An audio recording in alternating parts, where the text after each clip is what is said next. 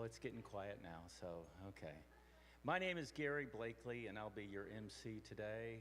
I am pleased to welcome those here in our community center and those joining us on Facebook Live and YouTube to Kansas City Oasis. Since 2014, Oasis has been the premier secular alternative to faith-based communities. We welcome all, regardless of beliefs or non-belief or race, gender, sexual orientation, identity, or any other trait. We feel the human experience is better when it's shared, and we are so pleased that you have chosen to share it with us this morning. Our mission statement, and that is to educate members in the values of humanism, provide social support to the community, produce educational programs for the general public, and to engage in acts of charitable service. Today's program, our featured speaker, Rachel McCarthy James, she's the author of Whack Job, A History of Axe Murder. Wow, so boring. It's just, I can't imagine. Can we do better than that, you know? Our musical guest is Joshua James Warren, and our community moment will be from Douglas Kulp. And Joshua James Warren, he's going to be performing solo today, but he's an indie rock folk artist based right out of downtown Kansas City. He's often found playing music with his band Joshua James and the First Aid Kit, but today he is solo. He strives to make music that connects people and builds community. This past week, he and his band performed weekend at the Pride Fest and Lansing Correctional Facility. They will be performing at Lemonade Park this Friday, June 20th, with Jack Summers. Jackson, yeah. And Shotgun Wedding singer and Car Microwave. If you like his solo sound, you'll love his full band. Take it away.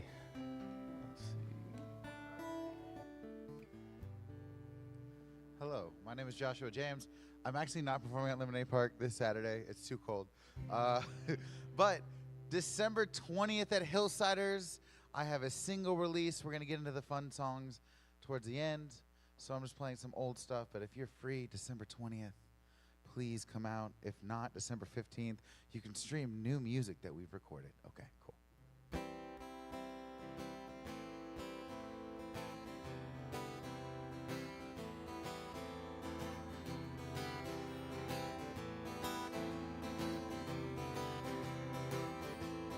Pass her by,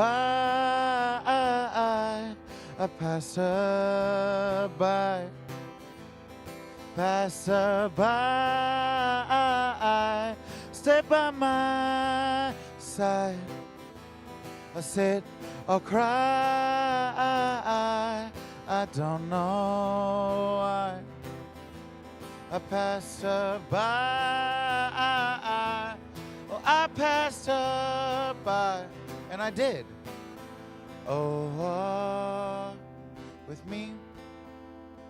Imagine all the things that we could be. You looked my way. Come fill me with joy. Oh, haunt my whole day. Yeah. Pass her by. I pass her by. Pass her by, stay by my side,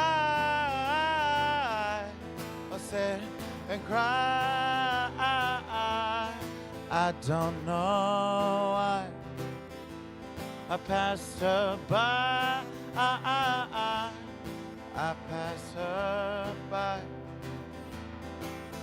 oh baby, tell me what I need to say, oh baby, please don't Don't walk away, my baby. Help me, please. Passerby, I pass her by. Passerby, sit by my side, sit and cry. I don't know why. I passed her by. I passed her by. I passed her by. I passed her by. I passed her by. I passed her by. There you go, friends. Nice. So if you don't know, normally I scream a lot, and I've been coming and supporting Casey Oasis for a minute now. When I first started, first played for you guys, it was, you were in the college still, and look at us. Look at us. Look what we've done. This is really cool. Together, all of us, collectively, we are a unit. So last night, I wrote a new song, which means today is the first time anyone will ever hear it ever. So if it sounds like I'm making up the lyrics halfway through, you didn't hear from me, okay?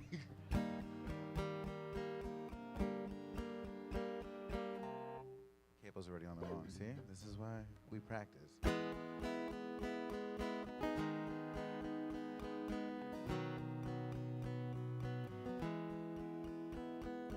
Whoa.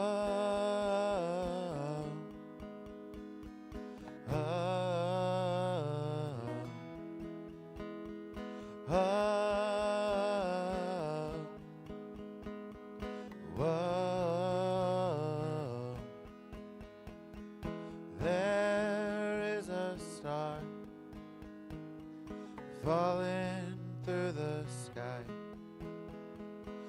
Did it lose its spark or its will to try? There is a star, it's dimming out its light, doing what it can to make it through this night. Oh, oh, oh, oh, oh. There is a girl, she's drowning in this world, feeling 2 feet tall, like she's lost it all. There is a boy who made a wrong choice. He's out on his own with nowhere to call home. Oh, whoa, oh, whoa. There is a star, it's falling out the sky. Did it lose its spark or its will to try?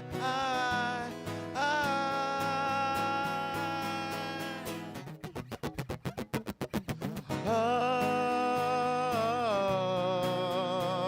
whoa. Oh, whoa. Oh, whoa. Oh, oh, oh,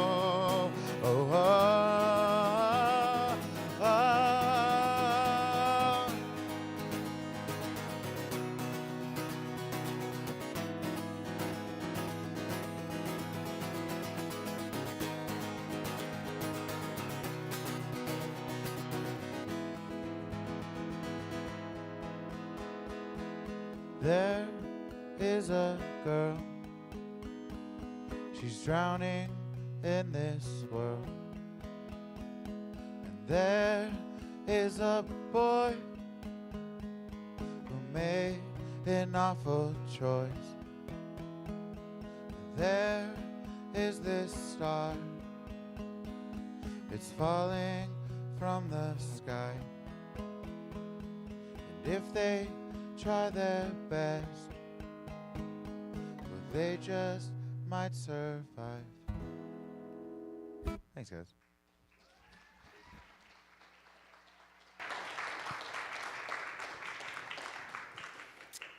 Very good.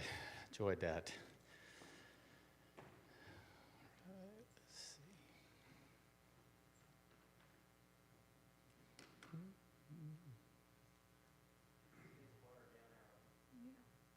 Oh, okay, yeah. Sorry. There we go. Now, I hope everyone's had plenty of coffee. We have lots of announcements this week, so I hope you're all awake. So, birthdays this week: Tia Higbee, and that's today. Is Tia here? I don't see her. But on December 10th, it'd be Rick Troe. Yay! Anybody else have a birthday that we'll be celebrating the next week, or had one? Okay. And we want to take this time to recognize Molly Bendel's son, Liam. Liam auditioned and was accepted into the Kansas City All-District Honor Jazz Band, which is a huge accomplishment. Yes. And that was 2 weeks ago that happened, and they got to perform at the Gem Theater, so congratulations, Liam. Good job. Good job. And today we want to recognize Julie Mashler as our Volunteer of the Week. Julie has been a board member for the past 4 years. She has helped keep the board on track with her note-taking and organizational skills. Cracking that whip, yeah. Julie has put in a great deal of time making sure the Oasis building is in fine working order. She attends all major events and is in charge of our Service Projects Committee. Without Julie, there would not be an Oasis Community Center. That's very true. Many thanks to Julie Mashler.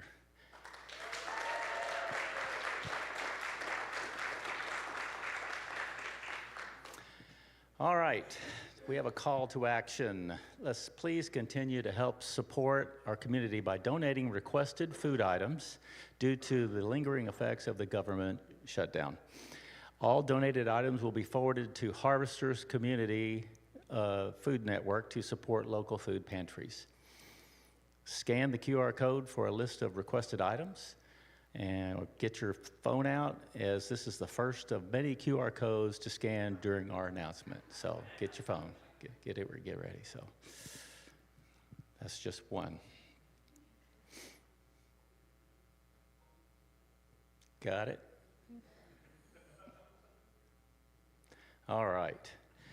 And we are sponsoring 10 children in foster care again this year by providing holiday gifts from their wish list. Today was the deadline to bring gifts that you signed up for, but we still have kids to purchase presents for. We are needing more donations for Sarah to shop for them. Donate via Venmo or Zeffy.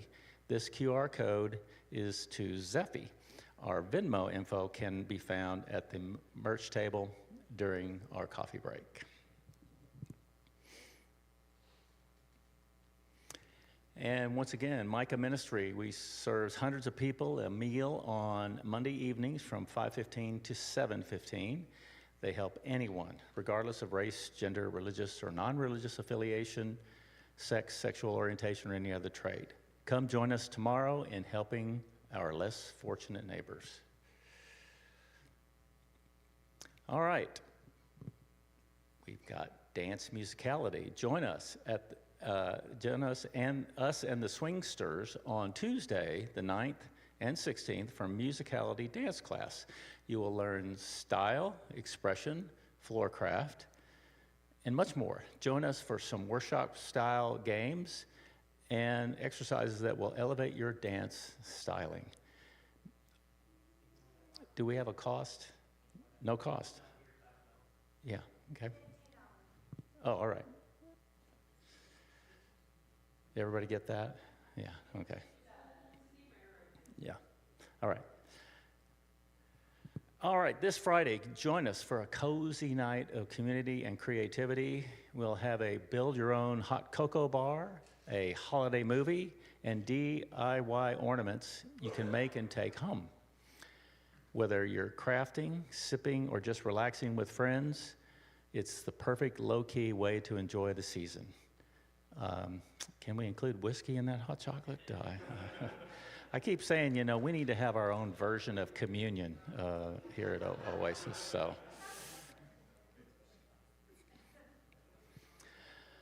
all right. Let's see.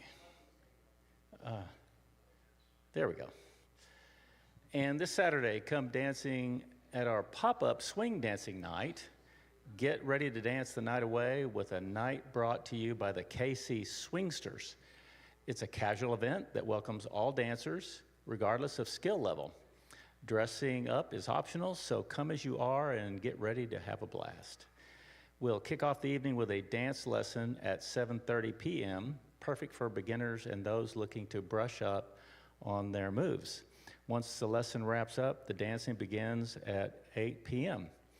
We'll have a mix of vintage tunes and contemporary hits, ensuring there's something for everyone to enjoy. The entry fee is only $10, no partners required.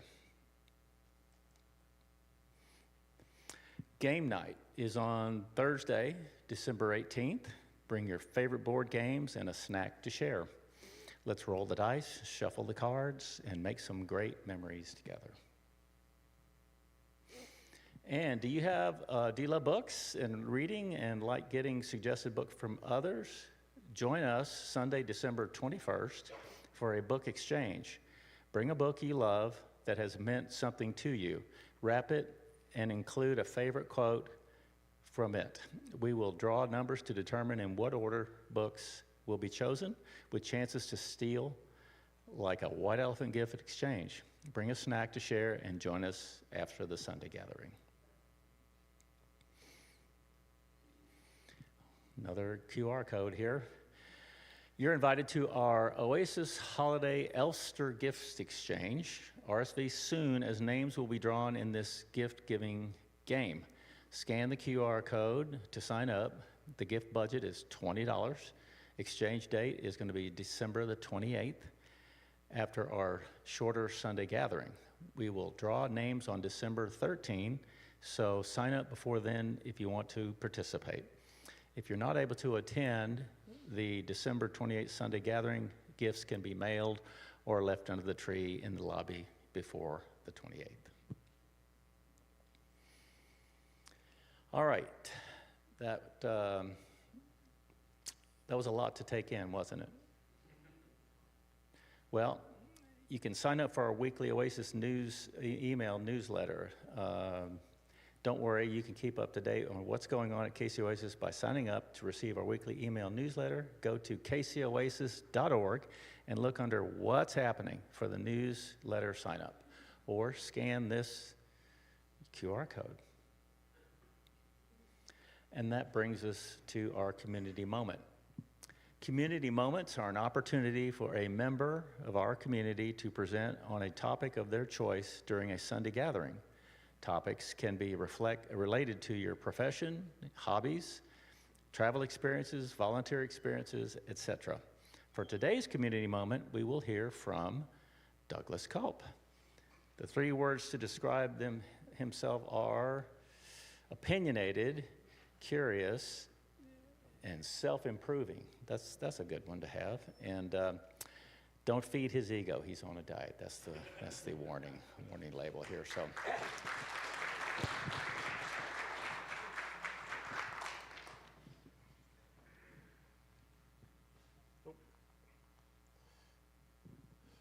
A couple months ago, I was given the opportunity to give a lecture introducing modern monetary theory, and I just thought, I got a few minutes here, I'll throw in some stuff that I couldn't squeeze into that little lecture. It won't be very long. In 2009, I actually had a YouTube channel where I tried to build my bona fides by taking apart economic issues. And I had the opportunity to debunk this guy here. His name was Shane DK, and he was arguing why Obama was really ruining the economy by trying to do spending and all that. And he tried to use the supply-demand curve to make his point. Well, I used the same supply and demand curve to dismantle his argument. And I come to find out a couple years ago that the whole thing is just total nonsense. I won't go into exactly what it is. This is just your typical supply-demand curve. Here are some other pictures. The supply and demand curve is somewhat true in generality. I mean, you can see people making decisions about what they will and will not buy by how expensive or cheap it is. The problem is that modern economics uses this as a mathematical model. They think that you can calculate this to the 7th decimal point. And it just doesn't work at that level. One of the problems is it's a general observation, and it's an oversimplifying assumption. They make these types of assumptions because it's just too hard to do it for real, so they make assumptions and it simplifies things. Human behavior is so complicated, it's arrogant to assume that you can make those kind of predictions. Another big one is the model depends on one consumer and one product. But the economy is made up of countless consumers and countless products. It's just absurd that you can boil this all down into a mathematical model. But the big one is it's self-referring. And this is a mathematical concept. You cannot have a self-referring formula. It is an error. It's equivalent to trying to divide by 0. And yet, we have supply and demand curves being calculated within supply and demand curves being calculated within curves. Imagine the donuts out there. Well, the donuts themselves are supposed to be calculated by a supply and demand curve, the flour that goes into it, another supply and demand curve. When you have these types of self-referential loops, the math breaks down. And unfortunately, economists just don't understand math enough to notice it. And the other thing is, we just don't work that way. I mean, in order to figure out what the cost of the donuts in the room are, you'd have to have the brain power of Charles Xavier. And just to demonstrate that, just try to use the power of your mind to influence the price of milk at Walmart.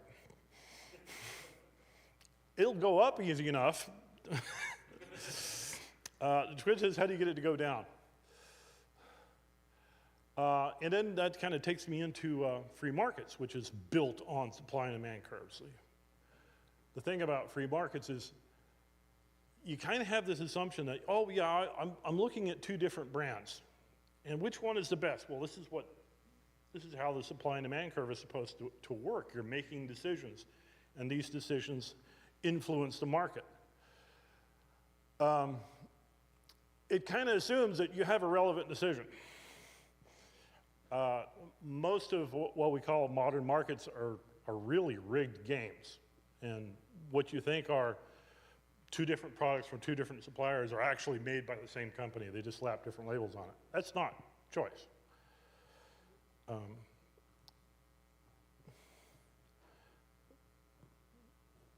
see. Libertarians will argue that free society means that free markets. They tried to define it in that general term. But markets are driven by forces. The reason why you want a donut is because you're hungry. The hunger is a force. And it's an absurd argument to say that consumers can influence the morality of the market by making the decisions between X and Y. There's a bunch of reasons why consumer choice really doesn't work to do any of these things. You don't have the choice that influences the safety of workers and the environment and so forth. It doesn't prevent male pattern baldness. I don't care what kind of decisions you make. But it's even more complicated than that because consumers make bad choices. These types of human nature, humans do human things, and these things are what corporations exploit in order to sell a product. For example, no one here has probably been prepared to say that as a mother, you're going to give your children a bad diet. But that's what McDonald's has built their business model on. It's fattening, it's full of sugar. Your kids will eat it. They get a free toy and a Happy Meal.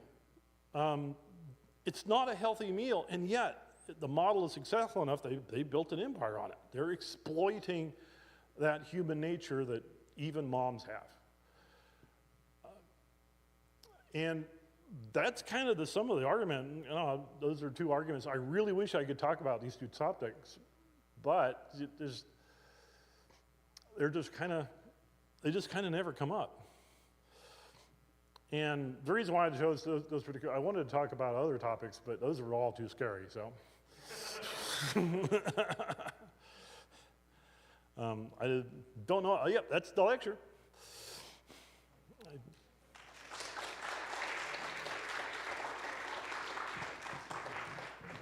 All right. I guess we'll save the conversation about inelastic and elastic demand for a future community moment. So, yeah. I do remember that from Economics 101. All right. By the way, we have a very creative crocheter. During the coffee break, take a look at the table of crocheted items for sale. Each one was crocheted by Amy from Donated Yarn.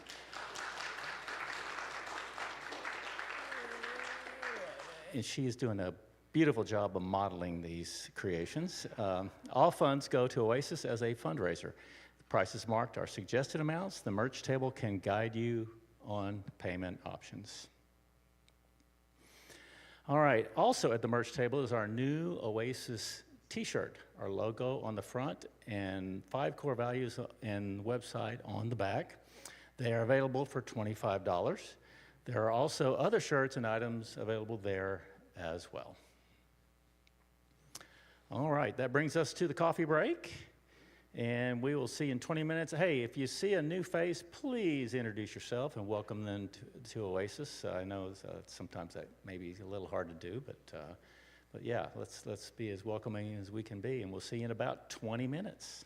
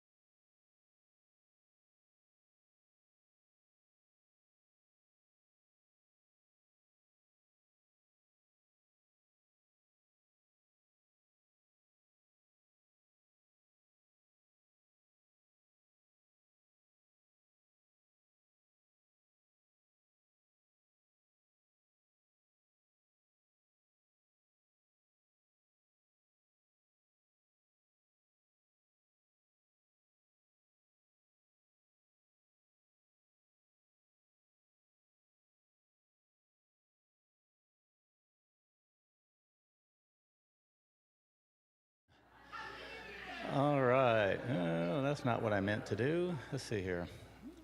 Oh boy. What's happening up there? Oh, I'm hitting the wrong one.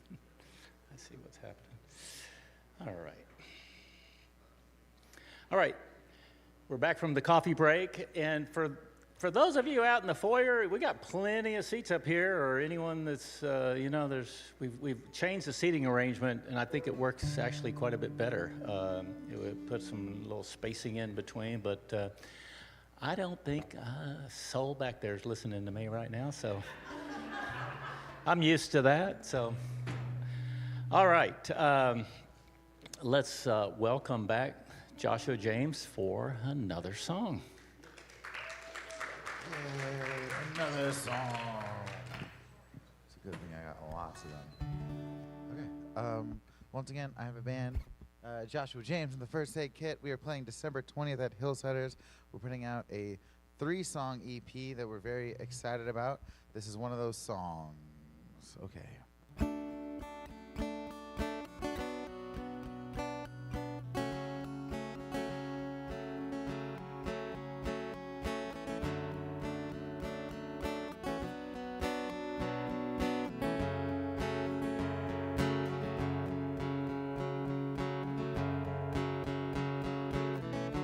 I don't want you to be going through everything that I'm putting you through, and I know you need some consistency, something that I struggle to bring.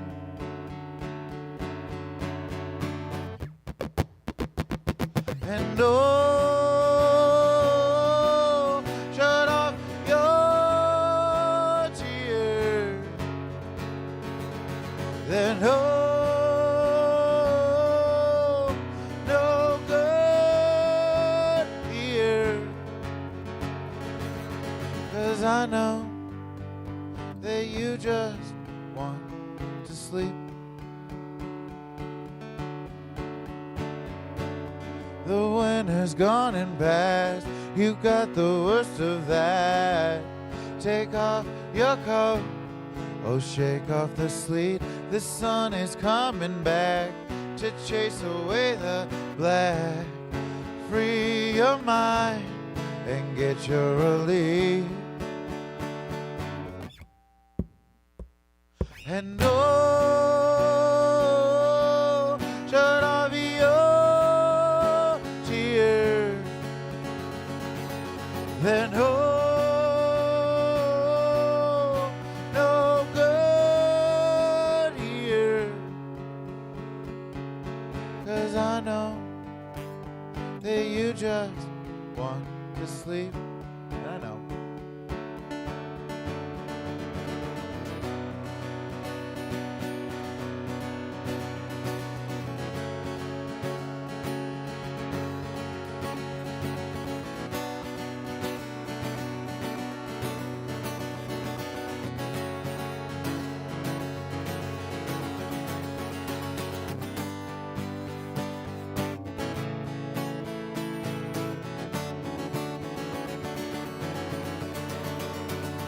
And shut off your tears. And no good here. 'Cause I know that you just, yeah, I know that you just, oh, I know that you just want to sleep.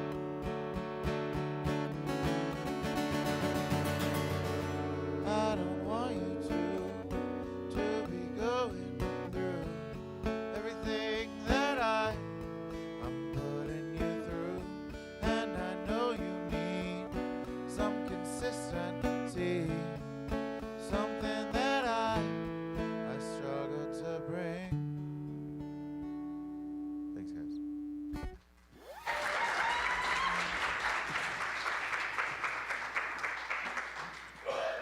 Very good, very good.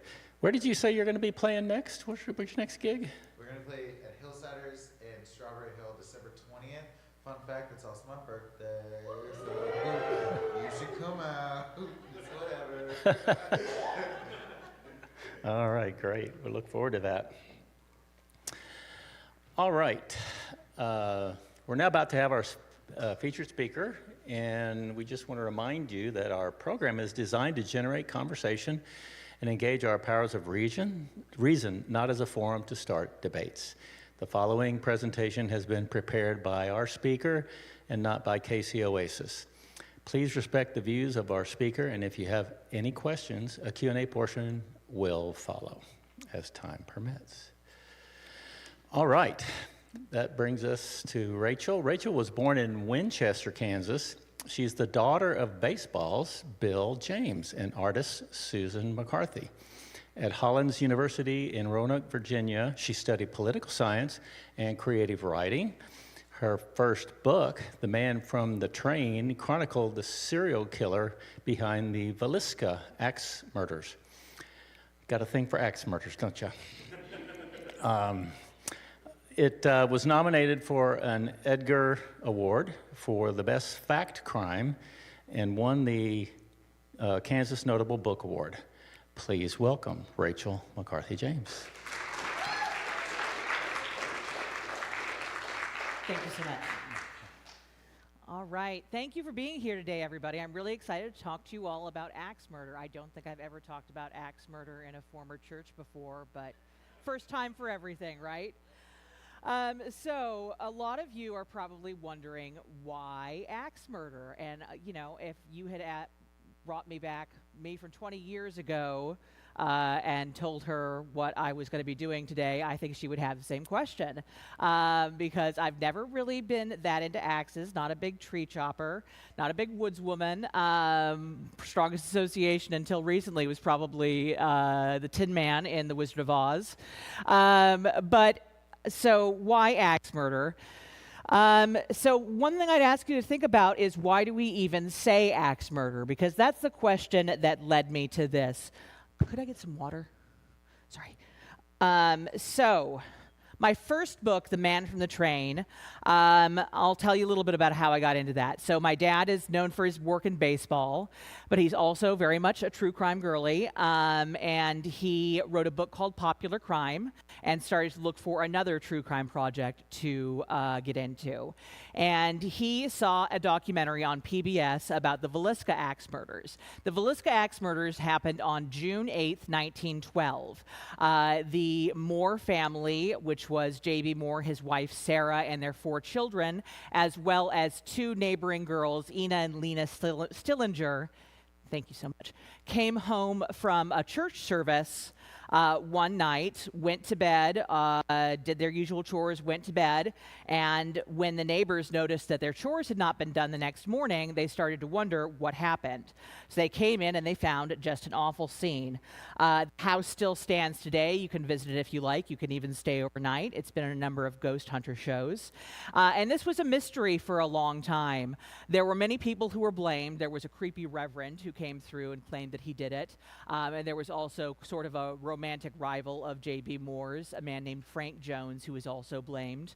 And when we started looking into this, we also knew that there was a serial killer who was possibly associated with this, who had done other things similarly that were very similar.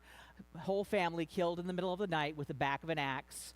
And the house boarded up afterwards. And so we started looking at that, and my dad asked me to see if I could find more associated crimes because he did not want to wade through newspaper archives because those aren't very fun to wade through.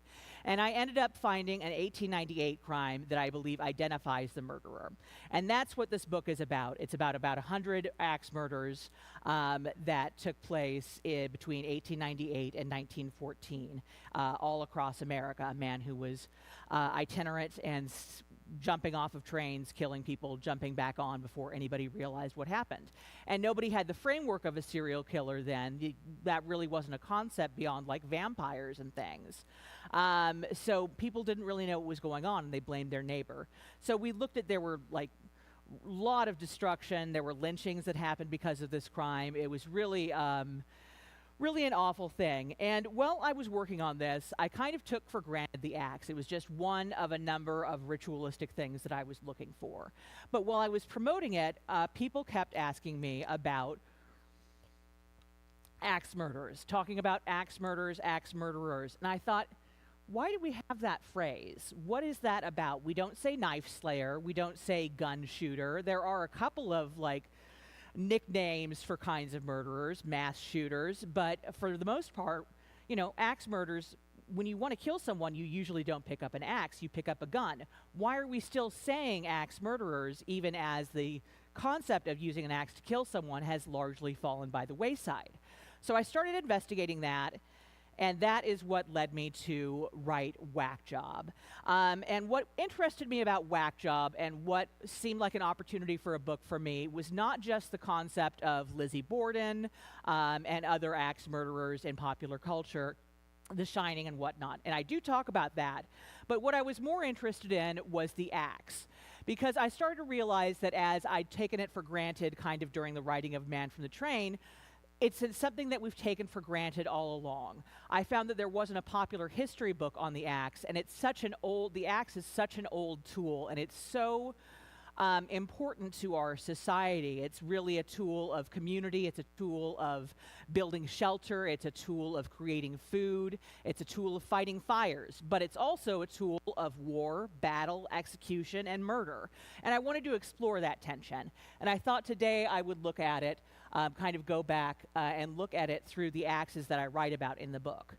And the first one, and these are my sketches, I sketched these as a way to, kind of give a visual illustration in the book, and the people at St. Martin's worked with me to clean it up, and this is the end papers. So anyway, that's a little context. So the first axe I want to talk about is really our first tool, this flint hand axe. This is much, much older than humanity itself. Well, not humanity, but Homo sapiens, certainly. The first axes are as old as 2 or 3 million years old in Africa, of course. And this technology spread throughout the world. Kind of anywhere that humanity went, the axe came with it. And these axes are formed through basically beating one rock with another. And it really is a community effort. There's a theory called sexy hand axe theory, which says that hand axes, would have been a status symbol and a sign that someone had the potential to be a good mate. Because to make an axe, you have to have strength, you have to have planning ability. It takes a long time to actually make a hand axe by bashing 2 stones together. You have to have some persistence. It's kind of like writing a novel. There's a lot of unfinished axes back there. Look at old lithic sites with lots of stone tools, and you'll find that there are a lot of abandoned axes that were half made. So if you actually saw it through, that's a sign that you have persistence. You also have to work with your community to make a hand axe like this. Often there are several different jobs associated with it.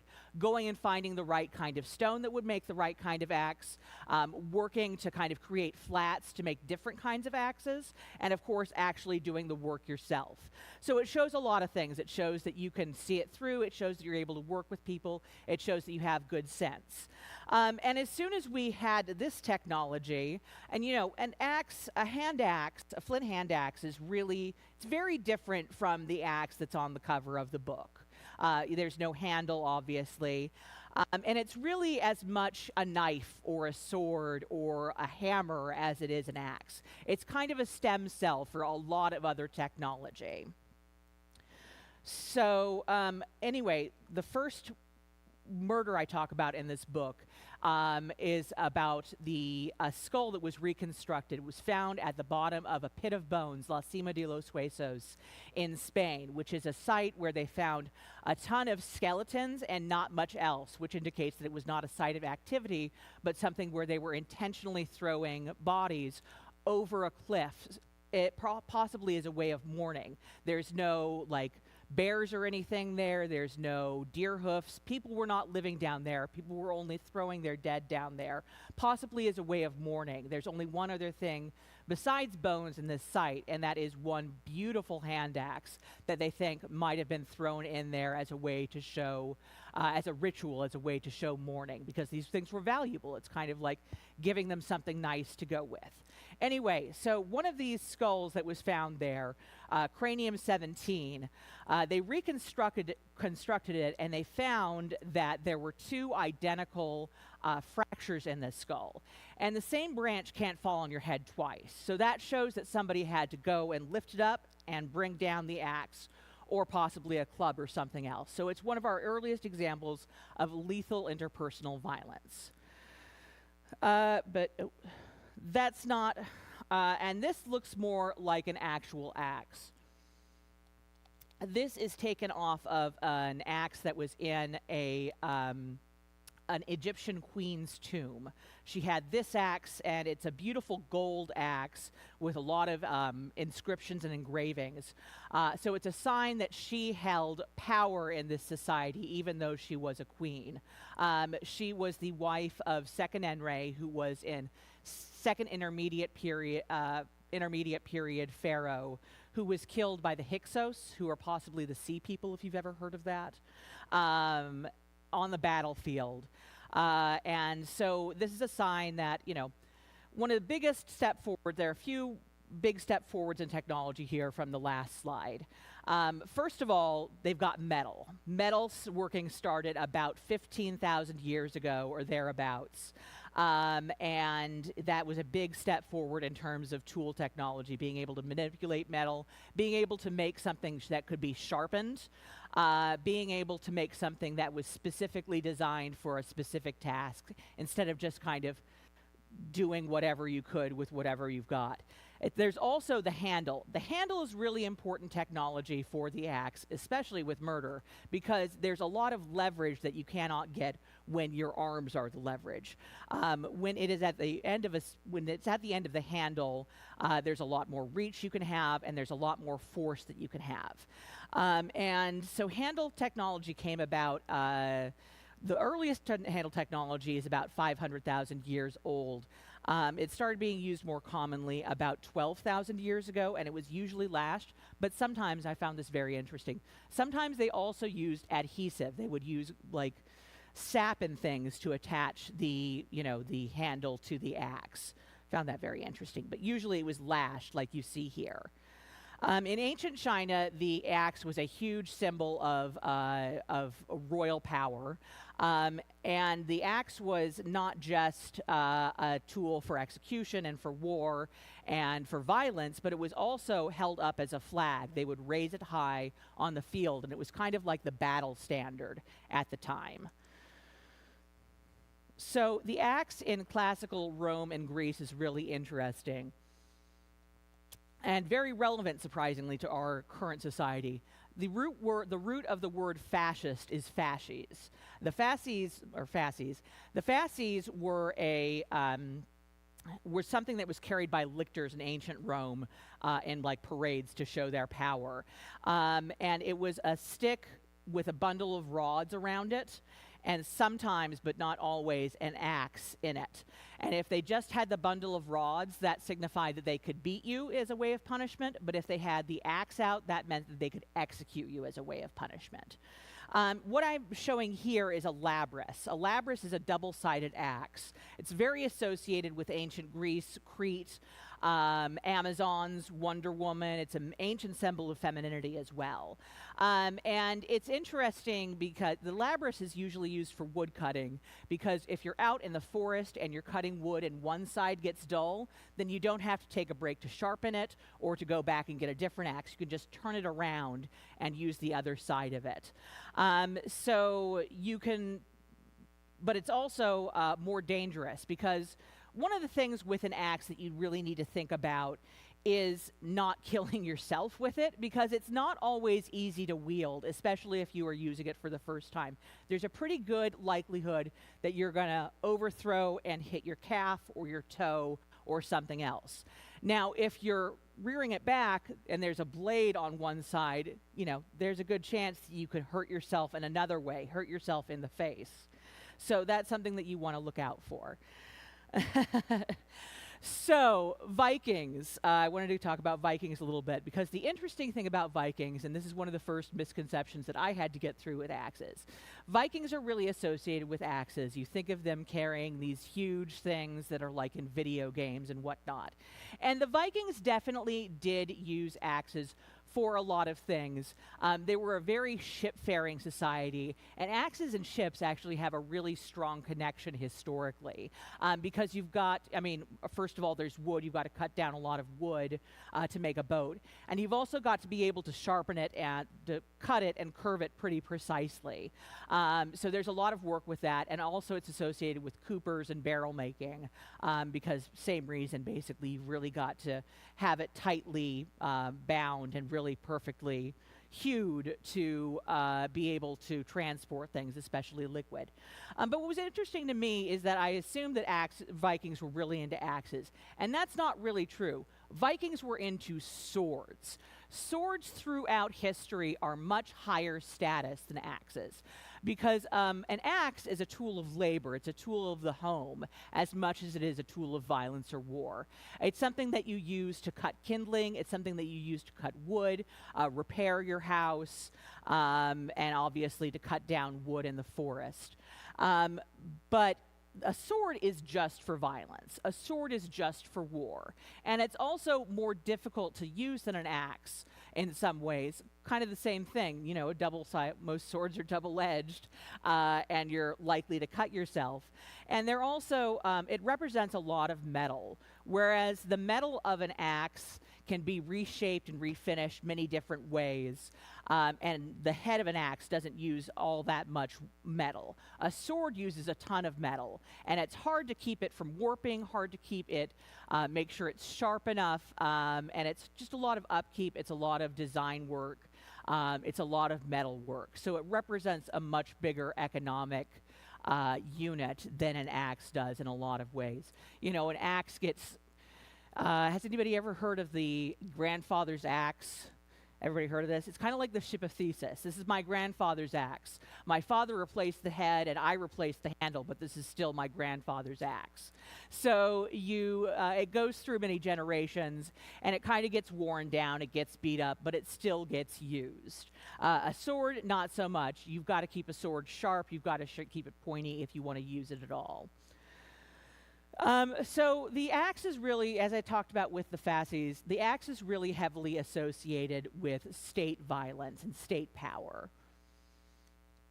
And of course, one of the major associations is execution. One of my chapters is about Henry VIII, the King of England, Tudor King of England, who killed as many as 70,000 people via execution during his 30, 40 years on the throne. And what's funny about this is you think of the axe as this brutal thing, as this thing that the worst case scenario, seems a lot worse than a lot of other options for being executed. But the thing is that in Tudor England, the axe was actually a pretty dignified way to die.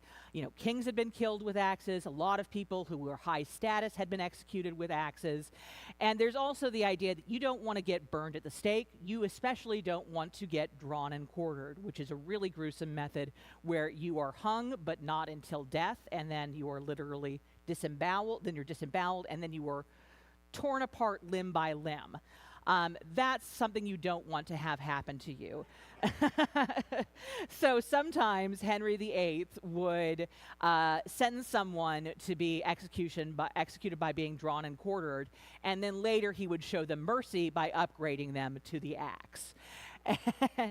And the axe was, there was also another aspect of the dignified death is that there was a lot of pageantry that was very well established. You knew how you could go through an execution by axe and still keep your manliness, basically. Don't cry and you're good.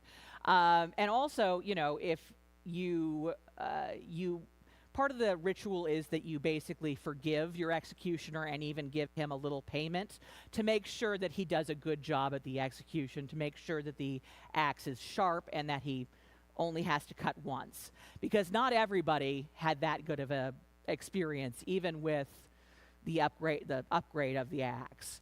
If you got someone who was inexperienced with the axe, who didn't know how to swing truly, who didn't take good care of their axe, who was maybe filling in last minute for someone who was a lot more experienced, that could be a pretty bad, that would be a pretty bad way to die. You get hacked and hacked and hacked, and a lot of, very painful, very undignified. So you asked about the tomahawk. The tomahawk is really interesting. So we think of axes as metal, but a lot of axes were stone, and different from the first axe. They would look more like this axe, but they would still be, or this axe really, but they would still be stone, because stone technology is very durable, it's very useful, it can get used again and again and again. If something chips, then you can make it into a dagger instead, things like that. And it is more likely to be discarded as well. Anyway, but axes that are metal can be reshaped and are more likely to be valued and kept nice, basically. So the tomahawk, native people had axes before European contact. They had stone axes that were lashed in much the same way they were in Europe and Egypt. But when they made contact and had metal, that really changed how they looked at the tomahawk. And the axe is it's a really powerful symbol for Native diplomacy. It's not just a symbol of war. It is a symbol of war. So Native Americans would often do formalize treaties and conduct history and negotiate through wampum belts, which are pretty elaborately beaded belts that have certain symbols. And one of the ways to declare war was to send a wampum belt that had an axe and beaded in it. So it was definitely a symbol of war, but it was also a symbol of diplomacy. One of the ways you would end a conflict would be to give an axe to another person, or to literally bury the hatchet. That's where that comes from. And they would also use it as a ceremonial object by making it into a pipe as well as an axe. So it was used both for woodcutting, for war, obviously, but also for sitting around the fire and communicating and talking through problems. So this one is a Cooper's axe, a barrel-making axe, like I was talking about earlier. And I haven't told you much about many individual murders, but I'll tell you about this one because it's kind of an uplifting story. It's less, there aren't many heroes in this book. There's a lot of murderers and no heroes. This one's an actual hero. So William Tillman was a free black man. He was born in Rhode Island and then moved to Maine for a while and got into the shipbuilding industry. By the time he was 14, he'd already been on several voyages. And he was the steward, so he would cook and do cleaning, etc. So in 1861, he set sail with a crew heading for South America. They launched from New Jersey. I think it was July 4th, 1961. So it was obviously a big celebration date, but also a very tense date in our nation's history. He took off from New Jersey. Before long, they encountered Confederate pirates who approached the ship and took over. They already knew the ship's captain, so it was kind of a very weirdly calm takeover. They were having brandy together when they took over the ship. So these Confederate pirates took over the ship, started heading for South Carolina. And they told William Tillman, okay, once we're down there, you're going to get sold into slavery. In fact, you can come to my house and I will enslave you myself. So anyway, they got down, and William Tillman's playing it very cool. He is not giving away anything. He's still acting as steward. He's very polite in his doings. And he starts to talk to the people who had been on the ship before the Confederate pirates took over. And there's this one German soldier, German citizen who was there with him, who also really did not want to go down to the Confederacy and become a prisoner of war or be conscripted into war himself. So they hatched a plan that they would wait until everyone had gone to sleep. And William would take an axe, which he had secreted in his cabin, but which also wouldn't have raised suspicion for him to have because he was doing a lot of maintenance work, repairing things like that, and it would be natural to have an axe in a situation like that. So they waited until everyone was asleep. They coughed to give a signal, and then they killed the captain and the first mate and took all of the rest of the Confederates prisoners. So that's amazing in the first part, but what's especially amazing is that they were able, he was not a sailor. He was a sailor, but he didn't navigate, he didn't run the boat. He was just in the kitchen and doing, menial labor around the ship. But he'd also been on ships for a very long time at this point, so he had absorbed a lot of it without really thinking about it. And he was able to navigate the ship back up through I believe they were trying to stay close to the coast, and there's a lot of islands right off of there, so they had to navigate through those, and were able to make it back to New Jersey with the cargo intact. And because they made it back with the cargo intact, he was entitled to a percentage of the value of the cargo. And at first they tried to not give it to him, but he took them to court and won, and kind of became a national hero. He was written about in Frederick Douglass's magazine and lived out the rest of his life pretty much in privacy. So that's William Tillman. There's a really good book about it, The Rest I Will Kill by Brian McGinty. Next one, and I know you'll want to talk through this a little bit, is Lizzie Borden. So Lizzie Borden took an axe, gave her father 40 whacks. When she saw what she had done, she gave her father 41. The only really true things in that are that her name was Lizzie Borden, and she did have a father. It was not her mother, it was her stepmother. That was part of the tension in the household. So Lizzie Borden was the daughter of a wealthy man who did not act like he was wealthy. He was very close with a penny. They lived in a fancy area of town, but they didn't have running water, they didn't have gas, they didn't have a whole lot of things that well-to-do people generally did.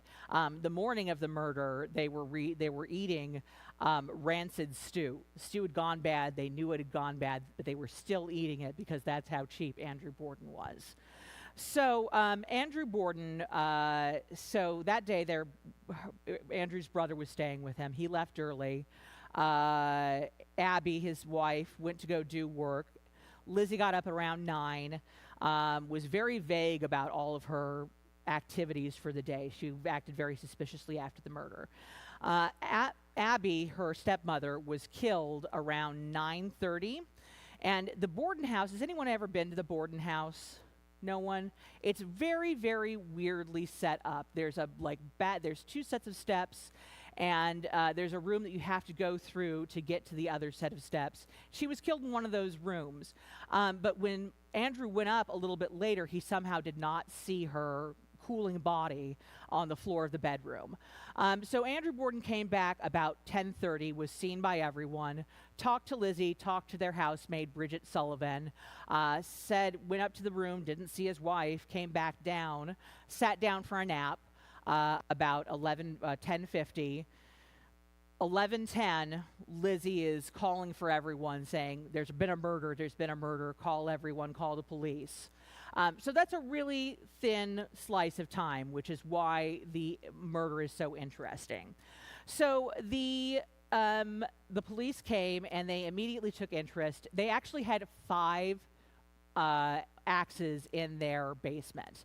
And this was kind of common because after steel making became a lot easier in the 1850s, there's an explosion of steel tools, especially axes, but also hoes, hammers, things like that. And so you'd buy an axe, then you'd forget about it, and then you'd have some other job that needs an axe. You'd go to the hardware store and get a new axe, and then you'd go down to the basement and be like, oh, I forgot I already had an axe, which we still do today. And this is kind of symbolic of how cheap Andrew Borden was. He would go and buy these axes and do roofing when he could have hired someone to do roofing. This axe, the axe that Lizzie Borden was accused of using, she said that he got it so that he could chop the heads off of pigeons. Why do you need to do that, man? You don't hire someone to do that.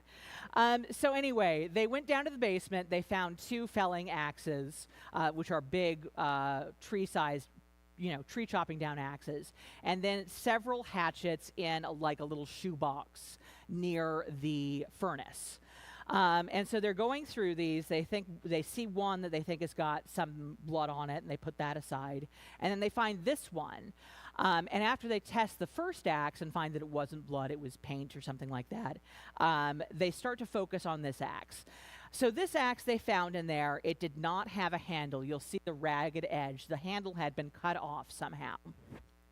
And they came to this conclusion that Lizzie Borden had killed her father and her stepmother. Not 40 whacks in either case, by the way. It was 18 in one and 10 in the other. And she killed them.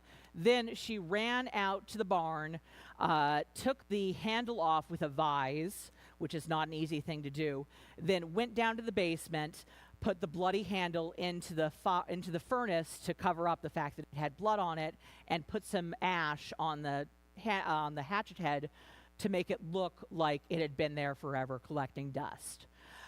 So this is kind of crazy, because if you know the story of Lizzie Borden, one of the big points in her innocence is that her dress was spotless. She did not have any blood on herself.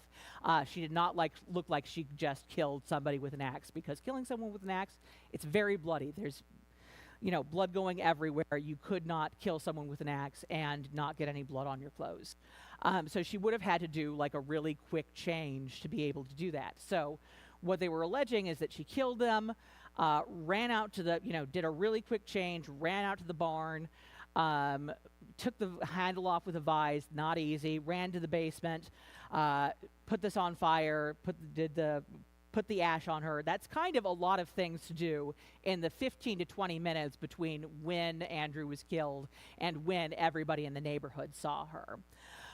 But what especially, they brought this up at trial, and what especially doomed them, and this is a big part of why Lizzie was acquitted, is that they were interviewing a detective, and they were like, "And you never found the handle, is that correct?" And he was like, "Oh no, we found the handle. It's back in that shoebox."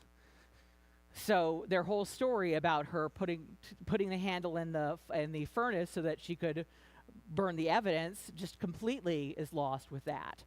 By the end of the trial, Lizzie Borden's lawyers were bringing it up more than the prosecution was, because it underscored the fact that they didn't have a murder weapon. And they really have never found a good murder weapon. There's not really a good alternative murder weapon. They did find a hatchet on a roof nearby, which could have been like discarded by an assassin on the way out or something like that. So yeah, it's really interesting. This is a big part of why Emma Borden, Lizzie's sister, always thought that she did not do it, because they never found the axe. They tore the house apart, and they never found the murder weapon that would so conclusively tie Lizzie to the crime. I'm going to go off on a little bit of a tangent here. One thing that this book taught me about human nature is that it's really, really hard to commit murder and just lie about it for the rest of your life. Most people are not like the man from the train. Most people are not serial killers who get pleasure out of killing. When most people kill, it is usually some other specific motivation. Money, wanting to cover something up, random conflict, anger, a lot of other things, but it's not usually something that they plan out and get pleasure in. And when you have done this, when you have killed someone, the guilt is overwhelming, and you want to confess. Almost everyone in this, actually, yeah, every single other person in this book who committed murder confessed, generally pretty quickly. Lizzie Borden maintained her innocence for the rest of her life. And I'm not saying that's conclusive, but after reading about so many murders, that means more to me. When somebody maintains their innocence till the end of their life, that is a significant data point to me. So how much time do I have left? 3 minutes. Okay. So the axe. The axe was still a very valuable tool through the through the beginning of the 20th century. But there were a couple of things that were coming for it technologically. Number one, the gun. In terms of murder applications, the gun.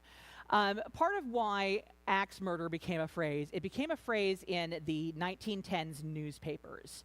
And I think it was a direct result of the Villisca axe murders. But I think that the term axe murderer caught on because the axe was already kind of out-fashioned. It was already kind of retro. It was already something that people would see, that you killed someone with an axe and be like, why'd they use an axe? That's so weird.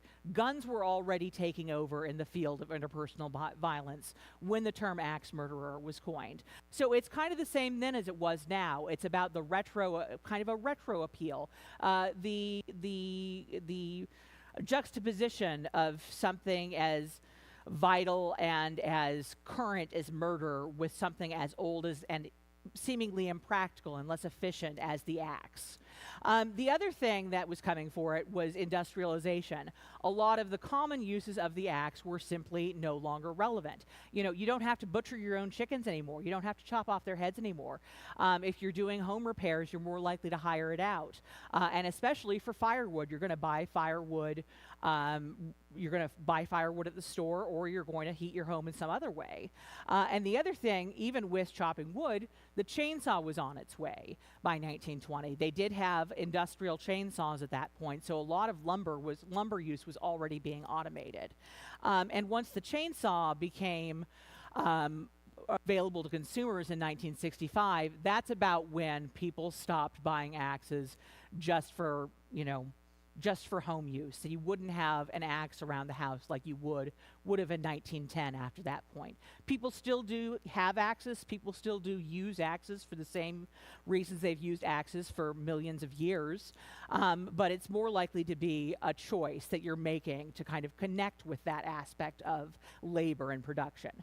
And another aspect is that a lot of axes and other iron and steel tools were melted down for World War II. So a lot of the axes that you had in the basement, the 5 axes that Lizzie Borden's family had in the basement, would probably have been melted down for that purpose. But the axe is still very much used. You know, you can buy a really, really nice axe. You can spend $1,000 on a nice axe, or you can buy one for $10 at the hardware store. And it is still in use, especially with the rise of homelessness. Since there are a lot of people who are sleeping rough, sleeping outdoors, having to make their own shelter from the elements, that is leading to the axe being at hand as it was. The axe is not so much, the axe has never been a tool, in interpersonal violence at least. The axe is usually not something that you plan out using. It's something that's convenient. It's something that's there. And Dostoevsky's Crime and Punishment, he does plan it out, but it's about the convenience of it. Nothing could have been simpler. And it's simply not that simple to have an axe around unless you are making shelter and surviving in the elements. I think that's about wraps up my prepared points. Thank you. Thank you so much. So when the carpenter says measure twice and cut once, does that go back to the executioner idea? That's a good question. I haven't heard that. I will tell you one thing. Get the hang of it is actually about axes, because you hang an axe on a handle. So that's where that term comes from. All right. Questions? Well, let's see here.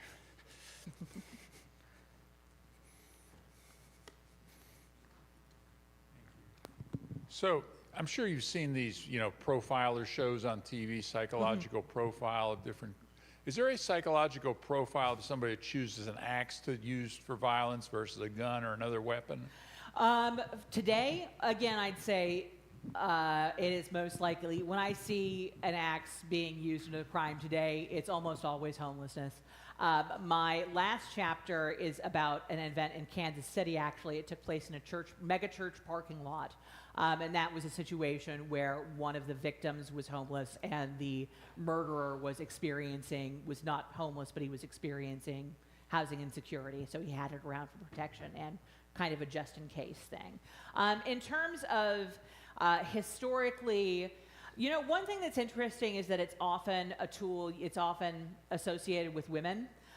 partially because it was so often used in domestic applications. You know, you'd need it to keep the hearth going, to keep the kitchen fire going, to do other basic tasks around the house. So it is definitely associated with women. I'd say also it's mostly associated with labor. That's a big thing.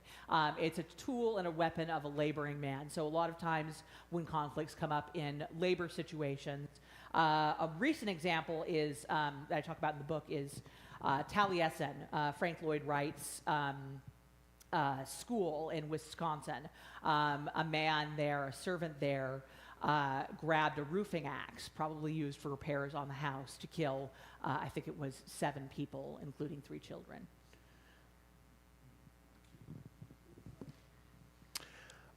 Are you familiar with relatively novel techniques used by the Neanderthals in constructing their axes? I heard they had surprisingly sophisticated methods for the time in constructing their handheld tools and axes. For sure. Yeah, I definitely know a little bit about that. I wouldn't say I'm an expert for sure. But yeah, it was one thing that's interesting is that there were a lot, there were different ways that you would construct it, but you'd also see it basically wherever humans went, that it would follow, and that they would kind of trade techniques within their cultures. There's a theory of early human migration called the Mobius line that says wherever you find an axe, especially in China, that represents as far as humans got in prehistory, especially. Hope that answers your question. Sorry, I couldn't tell you more about the percussive techniques and stuff. So you said with the guy you were talking about who's jumping off trains and getting back on. Yeah. There were a lot of lynchings of people, and I'm curious if those people were included, and what kind of people ended up being lynched. I suspect it's the lower end of culture. So yes, there were. So a lot of people were falsely accused, both black and white. This was the ones I'm thinking of are in like 1905, 1906. There were a couple of families who were exterminated, who were killed in the middle of the night. Yes, several, I think it was 5 black enslaved people who were killed. No, wait, they were enslaved. I'm sorry, that's the wrong time period. They were, this was 1906, so they were free, but they were, day laborers and things like that, being kept under Jim Crow. They were not eking out a pretty tough existence, working on plantations, basically, who were blamed for it. So, yeah, it was pretty gruesome. But there were also, there were a lot of people who were unfairly convicted in my eyes through the justice system as well. There was one man in Radford, Virginia, who the crime was on Christmas Eve, and he was killed by St. Patrick's Day. Things worked really quickly, especially if everybody had already decided that you were guilty. Sometimes people say, oh, it would have been so easy to get away with murder back then. Okay, if you want to jump on a train afterwards, yeah, that's a pretty good way to get away with it.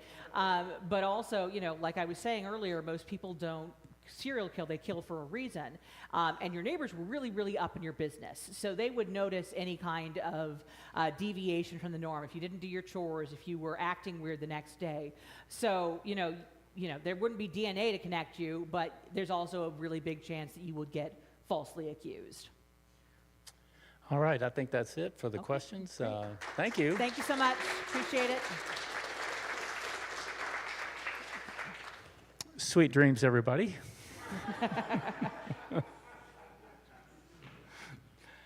All right.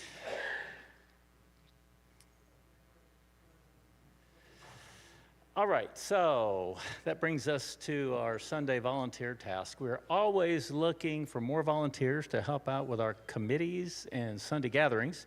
In just a moment, we'll be passing around a small box filled with volunteer task cards. Please grab one that you can accomplish today after our meeting concludes, and once you finish the task, return the note card to the Done purple box in the lobby near the drink station. All the cleaning supplies you might need are in the white cabinet over in that corner. in the foyer right by the lemonade. A quick note, blue cards are for weekly tasks and white cards are for monthly ones. We need everyone, yes, you, to help keep this place looking great. All right, while our musician is coming back to the stage, I want to remind everyone that Kansas City Oasis is a 501c3 nonprofit run solely on donations and volunteers. If you like the topics and music today, please consider donating through kcoasis.org/donate or by Venmo. Our Venmo info can be found at the merch table in the lobby, as well as cash donation jars. And that brings us back to Joshua James for one last song today. Remember, there's a cash tip jar and a Venmo if you'd like to support his music. Take it away, Josh. Cool. Again, we have a show at Hillsiders December 20th. Also, thank you so much for having me. I've done this many times. You guys have always been like crazy attentive and like listened, and that's really cool. So you guys do cool things. I hear cool speeches every time I'm here. This one time I was here and you had the Worlds of Fun makeup people. That was really cool. The horror makeup people. And then one time I learned about plumbing. I remember that. Anyways, I'm gonna scream at you for this last one. I do a lot of that on stage. There's like 7 of us. We have a rapper, we have a trombone player. Sometimes we have a cello player. So I'm warning you now. It's called What the Hell. And it's the whole reason we're putting this whole thing out.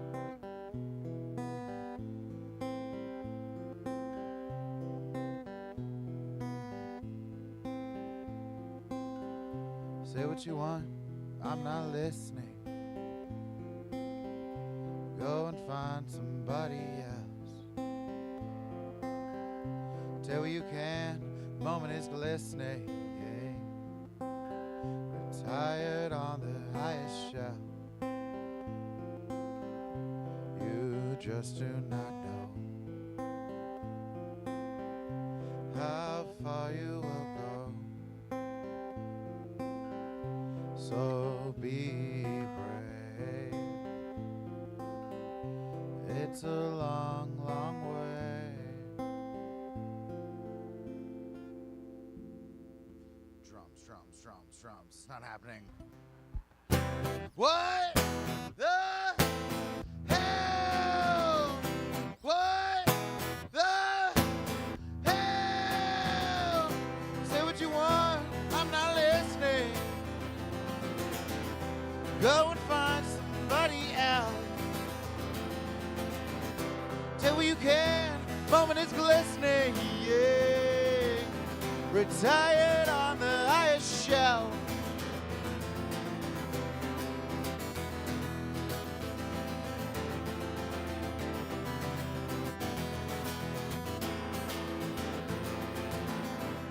You wanted a fight, so go do what's right. You called me small, but you're not tall at all. What the hell? What the hell? Say what you want, I'm not listening. Go and find somebody else. Say what you can, moment is glistening, yeah. Retired on the highest shelf.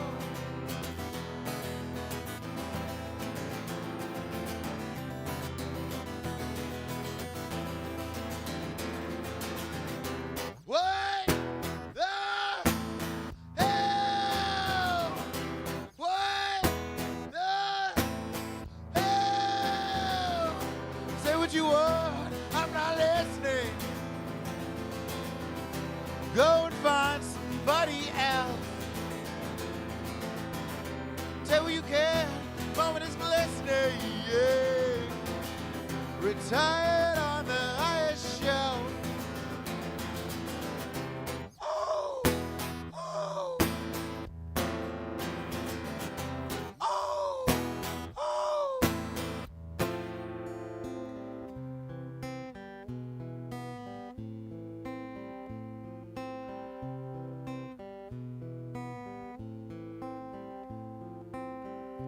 Say what you want, I'm not listening. When I found somebody else, take what you can, this moment it's glistening. Retired on the highest shelf. Thanks, guys.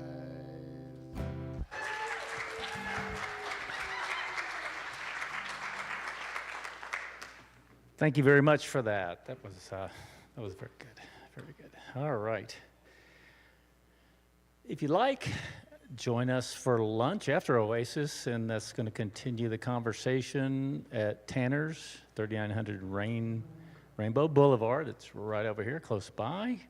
And we can talk about axe murdering and chainsaw murdering and whatever kind of murdering you want to talk about. All right. Next Sunday, our speaker will be Allison Clemens from the 7 Days Organization. Our musical guest will be Michelle Cox, and Community Moment from Sarah Kugler. Hope to see you next week. Also, before you head to lunch, take a few minutes to help clean up. We want to thank again this week's presenters, Rachel and Douglas, and musician. And thank you for being here or tuning in online. See you next week.